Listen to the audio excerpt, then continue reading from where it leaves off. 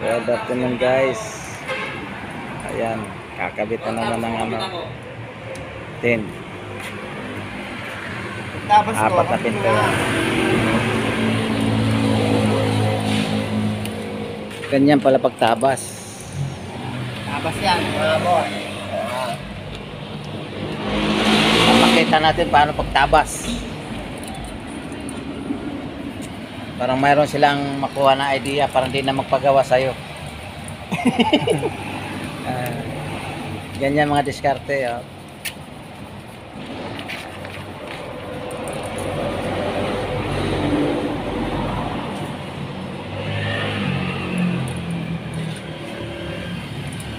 Kala mo tingnan kasi madali lang eh. Pag ikabit yan, lukot-lukot eh.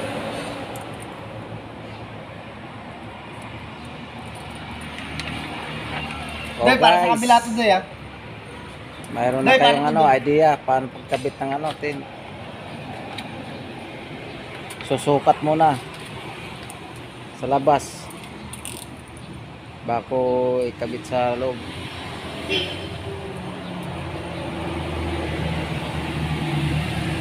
Pareho naman sukat dyan eh, no? Dyan sa kabila. Yan lang yung ano. Ano, itigil ko pa yan? For that guys.